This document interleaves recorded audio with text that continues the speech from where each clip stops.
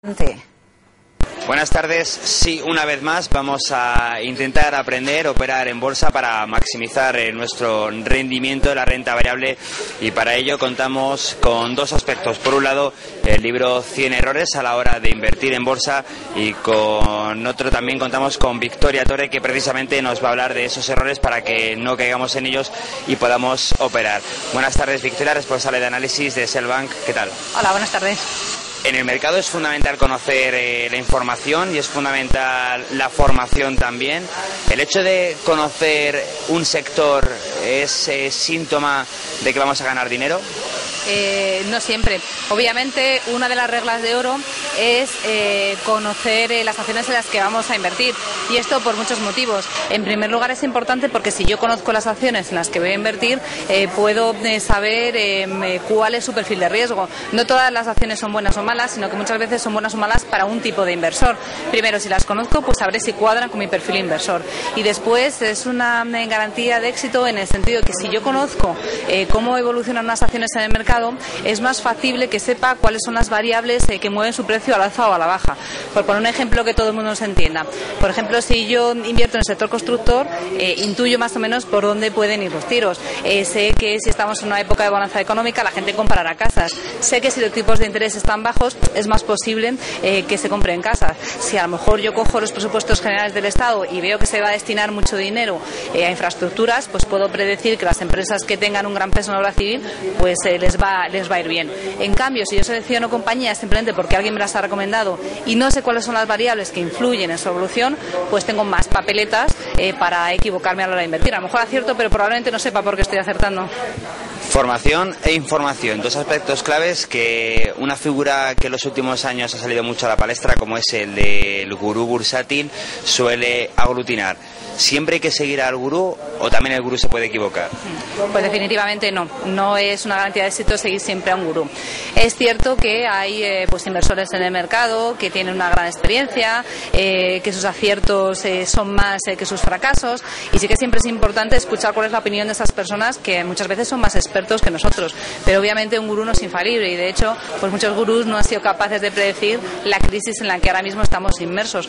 De hecho, esto enlaza un poco con una idea, y es la confrontación que existe ahora mismo entre si deberíamos elegir fondos de autor o fondos de gestión pasiva. Es cierto que en el largo plazo los fondos de autor demuestran que a veces no son capaces de batir sistemáticamente al mercado, con lo cual en el muy largo plazo a lo mejor un fondo de gestión pasiva lo suele hacer mejor, pero no hay que ser injustos. Es cierto que algunos fondos de autor que en determinados momentos en los que la bolsa ha caído significativamente han sido capaces de encontrar valor allí donde otros no han sido capaces de encontrarlo.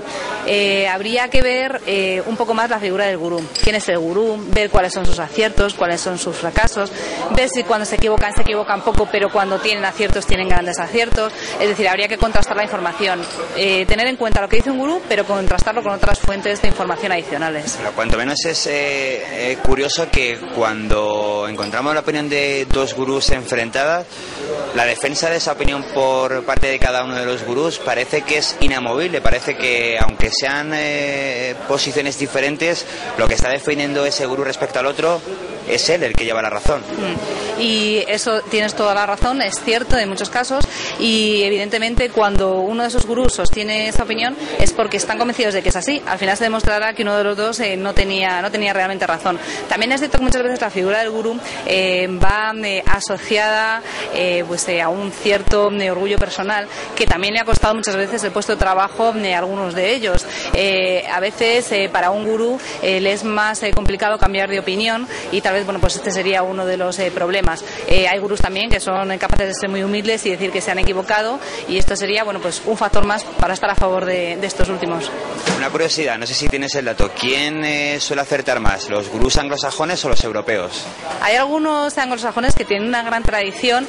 Algunos de los gestores de fondos británicos, como por ejemplo Anthony Bolton, es uno de los que a largo plazo acumulan más éxitos.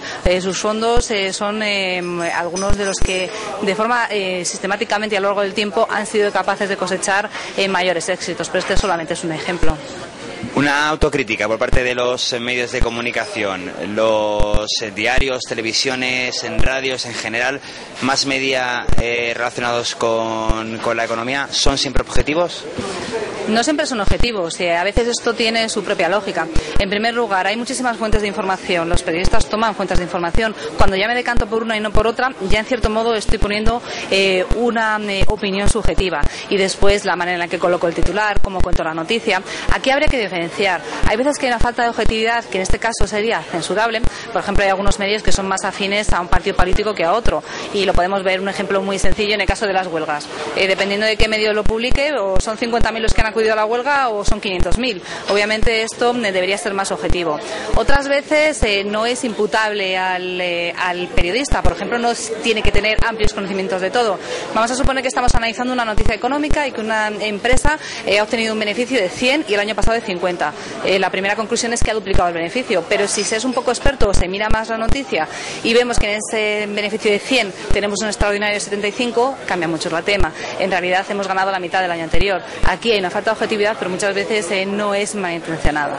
O sea, que es mucho más estricto que el inversor siga sus propios criterios antes que regirse única y exclusivamente por la prensa. Pues como decíamos antes, lo ideal yo creo que sería combinar todo. A veces leer una noticia de CNMV, que es la que es objetiva, es un ladrillo para un inversor de a pie. El periodista ya extrae la noticia, extrae lo que es más importante, lo que es más ameno, lo cuenta de una manera que es accesible al público.